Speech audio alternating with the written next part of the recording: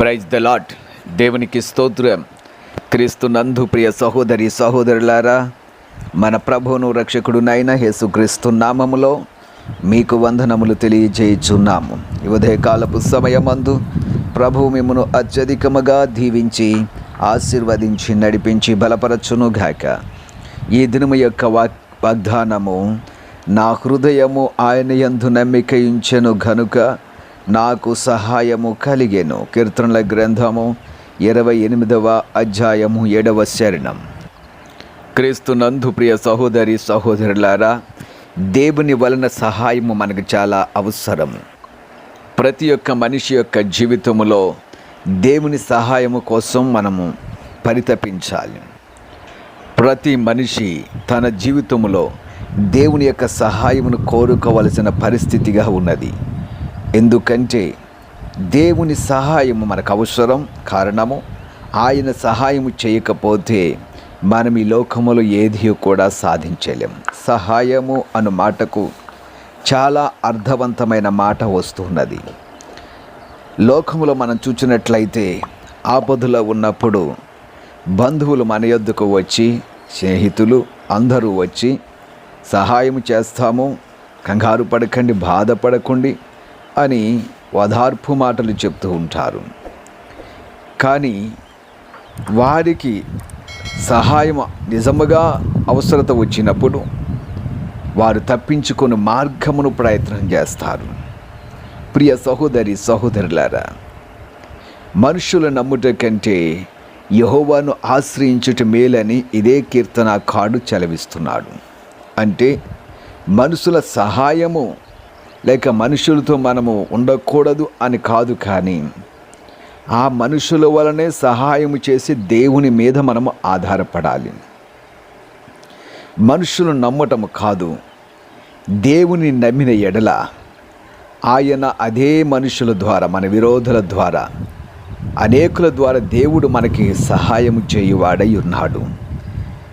మరొక కీర్తనలో కీర్తనకారుడు ఈ విధంగా అంటున్నారు: కొండల తట్టు నా కనులెత్తుచున్నాను, నాకు సహాయము ఎక్కడి నుండి వచ్చును? యెహోవా వలననే నాకు సహాయము కలుగును. ఆయన భూమి ఆకాశములను సృజించినవాడు. కీర్తనల గ్రంథము 121, 1-2 చరణములు. ప్రియ సహోదరి సహోదరులారా, కొండల తట్టు కనులెత్తినా ప్రయోజనము లేదు, మనుషులు నమ్మినా ప్రయోజనము లేదు, కానీ సహాయము చేయువాడు యెహోవాయే. ఆయనే యేసుక్రీస్తు. నీకు సహాయం చేయడానికి ఆయన సిద్ధముగా ఉన్నాడు. బంధుమిత్రులు, స్నేహితులు, ఆప్తులు నీకు సహాయం చేయకపోవచ్చును, కానీ దేవుడు నీకు సహాయం చేస్తున్నాడు. ఏలియాకు కాకుల ద్వారా ఆహారమును పంపించి సహాయం చేసిన దేవుడు అక్కడ వాగునీరు తాగి దాని ద్వారా తృప్తి పొందమని దేవుడు ఆజ్ఞాపించాడు. వాగునీరు ఎండిన తక్షణమే దేవుడు మరలా ఏలియాతోటి షారెఫతు అనే గ్రామంలో ఒక విధవరాలి యొద్దకు వెళ్ళము, అక్కడ నిన్ను పోషిస్తాను అని సెలవిచ్చాడు. ప్రియ సహోదరి సహోదరులారా, దేవుని మీద మనం ఆధారపడితే మనుషుల ద్వారా ఆ విధముగా దేవుడు మనకు సహాయం చేస్తున్నాడు. దేవుని సహాయం మనకు అవసరం. అన్నిటికంటే దేవుని మీద ఆధారపడండి. మీ జీవిత సమస్యల్లో, మీ పరిస్థితులు, మీ యొక్క ఒడుదొడుకులు, మీ కష్టాలు, నష్టాలు అన్నీ కూడా దేవునికి చెప్పండి. మనుషులకి చెప్పితే సహాయం చేస్తామంటారు, మాట తప్పుతారు. కానీ దేవునికి ప్రార్థించినట్లయితే, దేవుని మీద కనుక మనం ఆధారపడినట్లయితే, మనుషుల ద్వారా మరెవరి ద్వారైనా దేవుడు సహాయం చేయవాడై ఉన్నాడు.